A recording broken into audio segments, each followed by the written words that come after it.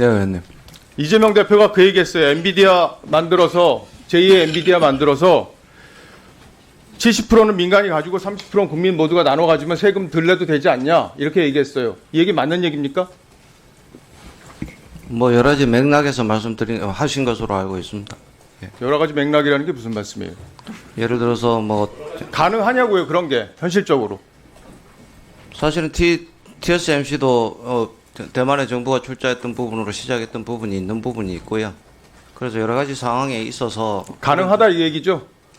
뭐 여러 가지 방식들이 있지 않을까 하는 예. 그중에 하나의 말씀이 있습니다. 알겠습니다. 그러면 예. 지금 민주당에서 52시간 이거 유연하게 하는 반도체 특별법에 대해서 지금 어쨌든 거부를 한 상황이잖아요. 이재명 대표가 이거 해줄 것처럼 얘기하다가 안 해주는 걸로 방향을 선회했고 이게 민주노총이 뒤에서 작업을 한 게 아니냐 이런 의혹들이 지금 있는 상황이죠.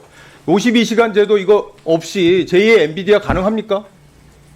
정부 입장은 이미 여러 군데에서 말씀드린 걸로 알고 정부 전체 입장에서 산자위에서도 말씀드렸고 저희도 AI 분야의 반도체 분야에 대해서는 좀 유연한 노동 시간을 좀 가져야 되지 않겠냐라는 게 사실 정부의 입장입니다. 저희 입장뿐만이 아니고. 그러니까 엔비디아 같은 세계적인 기업을 만들려면 그게 말이 쉽지. 세계 최고의 지금 반도체 기업 아닙니까? 그런데 그런 기업을 지금 현재 노동시간 시스템에서 가능하냐 이거예요.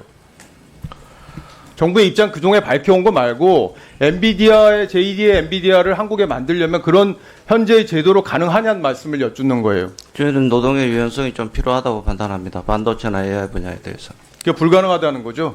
현실적으로. 아니, 노동의 유연성이 필요하고 거기에 대해 조금 더 탄력적으로 운영해 주신다면 예. 오히려 많은 그 경쟁력을 갖고 있지 않을까 이렇게 생각합니다. 그 이재용 소카 회장이 어제 얘기한 거 혹시 보셨습니까? 예, 뉴스 통해서 잠시 들었습니다. 예, 거기서 그런 지적을 했어요. 이 타다금지법 민주당이 5년 전에 만들어가지고 혁신을 하지 못하도록 이 박홍근 의원이 대표 발의한 법안인데 이렇게 해가지고 혁신 기업이 나오지 못하도록 민주당이 만들어 놓고 그것도 반성 한마디 없이 어떻게 이렇게 제2의 엔비디아를 만들어서 국민한테 주식을 나눠주자는 얘기를 할 수 있냐.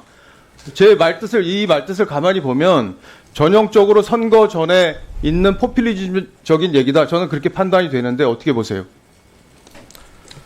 공직자가 이렇게 여야에 이런 말씀을 주셨을 때 답변하기가 참 곤란한데요. 그냥 하세요. 소신껏 말씀하세요. 일단 혁신적인 문제에 있어서는 혁신이 계속 필요하다고 생각합니다.